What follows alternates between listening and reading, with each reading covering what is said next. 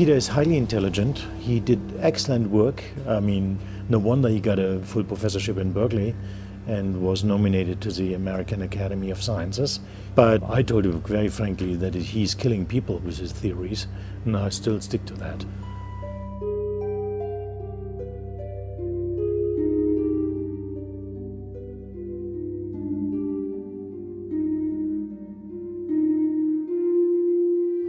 I was the blue-eyed boy in retroviruses. I couldn't lose anything. I was very popular, accepted, I got all my grants funded. Lab was full of students and postdocs, and I was studying the genetic structure of retroviruses, particularly how they would cause cancer. He was the best C-type man in the world for a while, a good intellectual person. How well were you funded by the government? I got everything I needed, I wanted. More than that. I got an outstanding investigator grant because of my relative merits, finding the first viral oncogene. I won the California Scientist of the Year award for that. You were also nominated to the National Academy of Sciences, is that right? Yeah, and I was more than nominated. I was even elected into it. Yeah. And I was advanced from a postdoc to a full professor in a couple of years.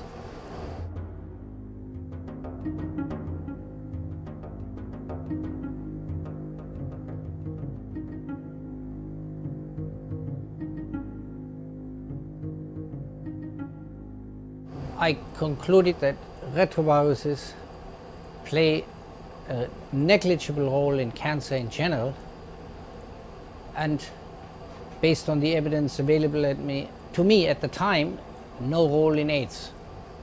It was an important paper published in a leading journal, Cancer Research, and nobody responded.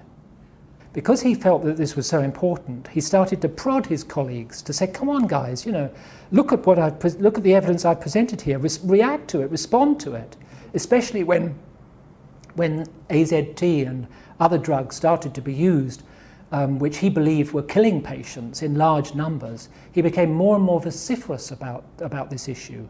And then his colleagues in previously good friends, Gallo and others, in retrovirology and in the wider infectious diseases field, they became very angry with him because they felt that, well, their argument was that he was damaging the public health efforts by raising these questions. We were relatively good friends and good tennis partners. But then when HIV came around and he voiced the doubts that HIV is the origin or cause of AIDS, our friendship was then terminated because we couldn't talk to each other anymore. He was a very respected virologist at one time and went off on this, I think probably anti-Gallo thing, which is easy to do because Bob Gallo's a difficult person and Peter was a good scientist and Bob being a very bright scientist, but it was in some ways just as crazy as Peter, but in his own self-serving way. Mm-hmm. But Peter just went off the deep end scientifically.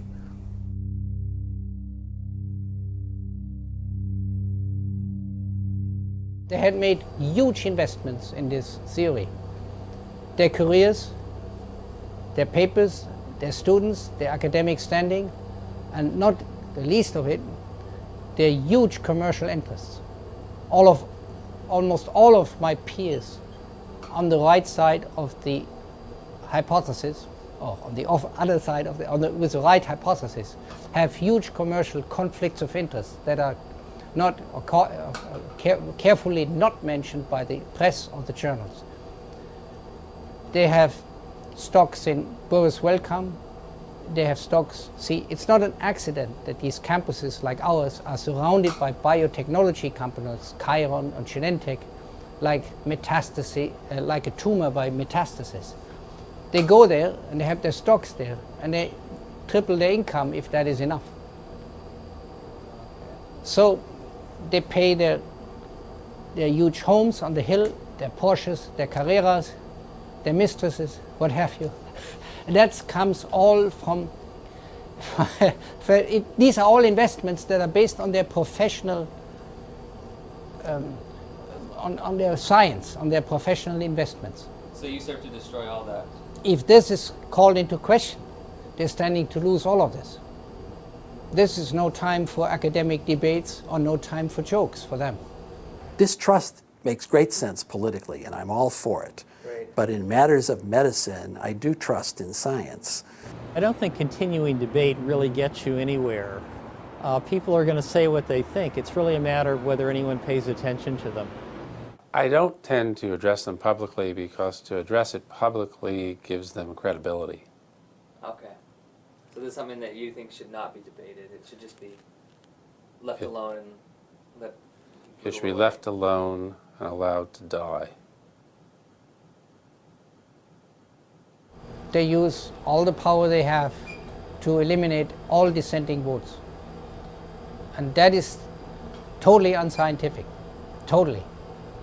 All progress in science came from minorities. It's never the mainstream saying, let's vote a new idea. They want the idea to stay there, their investments to protect. Always.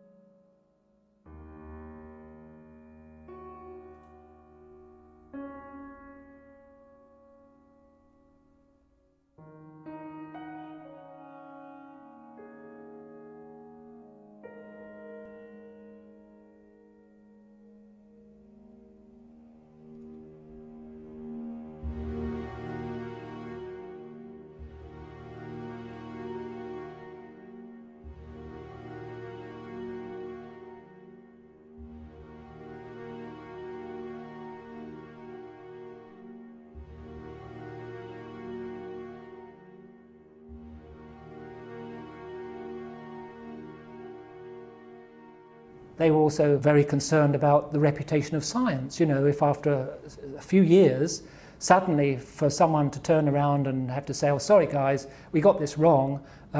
It's not actually a deadly new virus at all. It's related to specific causes in specific different groups of people whose immune systems have failed.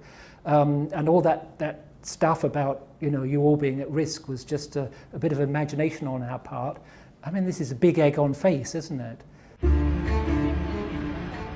Good Morning America called to come to talk about my view on AIDS. And I was going to see Joan London live for the first time. And I was all excited about it. Yeah, so she was going to, we were going to talk about AIDS. It was a great opportunity. And what were you going to say? Well, I was going to tell her, it's not, don't worry about sex. With anybody. It's not caused by, it's not sexually transmitted, it's not a virus. There are other things to worry about. We can talk about that later, or right away. That's what I had in mind. And here came the phone call, first phone call. I said, oh, maybe Joan is coming over for a drink already. But that wasn't it. It was some kind of a staffer who said, something urgent came up. You won't be on tomorrow morning, but have a nice evening. But you can watch us, tune in at whatever, in the hotel. And I did. And there was Anthony Fauci with Joan London, telling her how bad the HIV virus is and how much she should be concerned about sex with anybody, including him. Opposite of what you were going to say. Yeah. Yeah. How did that make you feel? Well, I said, well, Fauci still has better connections than I do. And he got to talk to her, and I got to return home to expect the next invitation that has yet to come. And I don't think Joan London even works there anymore. So. How did the publishing of that paper change your life and your ability to work? A lot, yeah. From then on, or within a few years thereafter, I could not get any more grants renewed. I could no longer get any graduate students. I was no longer asked to teach any lecture courses to graduate students. I was diminished to a researcher trying to find some minimal funds for work in the laboratory. They don't give you merit increases. They give you older labs. They don't let you teach in popular graduate courses. They don't put you into popular committees. You're not there at receptions. I wasn't invited to Christmas parties any longer. I wasn't invited at dinners. I wasn't at committee meetings that make decisions on seminar speakers and new faculty positions, all of this. You're slowly frozen out. What about grants? Grants were all denied from then on. Had you ever been denied before for a grant? None, never before. Steve O'Pine, yeah, from the NIH, or from Frederick, an old friend actually, a friend of Carlos and of mine, so retrovirus and well, also cancer researcher. He said, I have to see you urgently. He wouldn't tell me over the phone what it was. And he said, it's a shame what's happening to you. You're a good man, sharp guy, you did good work on oncogenes, and your critique on oncogenes is very important. We all gave it second thought after your critique of it. But you have been unduly, well, ostracized because of your question about HIV and AIDS. Although we all see now that you were wrong, but you asked legitimate question, and the treatment is embarrassing, we should do something about it. Can I see you? And I said, what are you going to do? Can't tell you, it's too important. Over the phone. Can I see you tomorrow or tonight? I said, where are you in NIH? Yeah, I'll take a plane right away. So, took the plane right away. Next day he was there. In the evening, I said, I have an opera subscription date. Get me another ticket, I come along. So we met at the opera. Les Liaisons Dangereuses was the title. Mike Bishop was there too. And I said, so what is it now, Steve? And pulls out a manuscript signed by him, by Steve Blattner, I think, and me, provisionally. Yeah. I was on it, and HIV was the cause of AIDS. Koch's postulates were met. If I'd signed that, it would be published in Nature the same week, he said. He's flying the same week to London, and from there, wherever, to China. And Maddox already has the manuscript and said, if he stays on there, it's out this week. And what did he promise you when he signed? Well, he didn't say you get so many dollars for it, but he said if that would be out, he said my problems would probably be over. I would be accepted by the scientific community, and I would get grants and students and all the good old things again. I mean, he didn't sign me a document exactly like the devil typically does. He didn't say, here's the money, but that was definitely the implication. Yeah. And what did you do? Well, I looked at it and said, it doesn't seem to be compatible with anything I have said before. And he said, yes, it isn't quite, but you know, you must accept the new developments. And I said, look, we are now here at the opera. We had a drink afterwards. I took him to the airport at the hotel because he was going to leave to London the next morning to Meadows. I said, good, call me tomorrow, or I call you tomorrow. You can read it tonight and tomorrow and see what you do. But I have to know it because I have dinner the next night with Maddox, the editor of Nature. So I called him and I said, look, I read it, Steve. The best I can offer is you publish the manuscript as it is, and I write a little extra paragraph on the same page, on the same, next to it, side by side, in which I say, list what we could agree on, but that the fundamental disagreement remains. I don't see that HIV proves the first, and certainly not the third of Koch's postulates, which is the most critical one, that when injected or infected, you get the disease. So what was their response to you? No publication in Nature. That was the response. He was, of course, disappointed in a sense, because I think he had himself in mind. Of course, he had the field in mind, but there was also a touch of old friendship in there. I think so. Are you friends with any of these people anymore? Frozen. Frozen. We never exchanged a bad word, but they don't call me.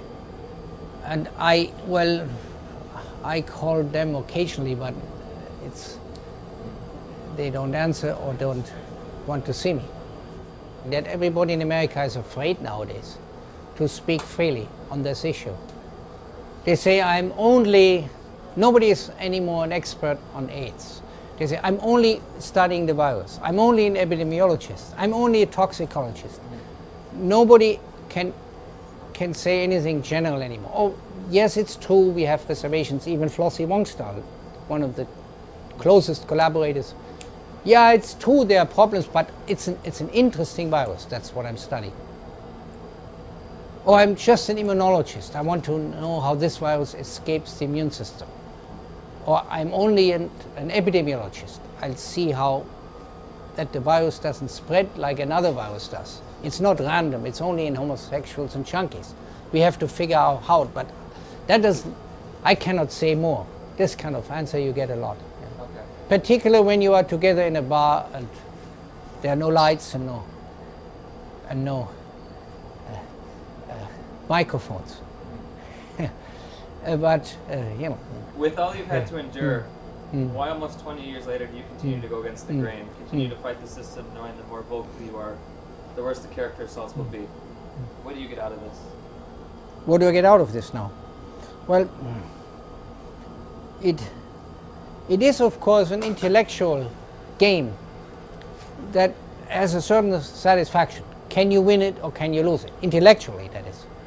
You lose politically and socially quite a bit, but science is, in a sense, a game to hunt the truth. Who wins it? Who finds it? You know. And from that point of view, I think I'm on the right track. I'm counting every year. I'm looking at the basic papers they published. I'm looking at the vaccines they promised to find. It's not coming. You know, Edward Jenner, the British doctor who invented vaccination in 1790. In one season, he got a vaccine ready. He invented the concept and he delivered a vaccine that is used to this day against smallpox. Working. Here we have the most sophisticated, the most advanced, the most righteous and the most infallible society in the world, the United States of America, in the late 20th and the early 21st century, with $120 billion on HIV and AIDS, trying to produce a vaccine that Edward Jenner produced in one season for 60 pounds in 1793. And what do we have? Nothing. We have Nobel Prize winners that you interviewed getting upset at Caltech, and we have others being directors of Sloan Kettering or directors of NIH and giving complicated explanations why it's so complicated for them. What was a season's work for Edward Jenner 215 years ago.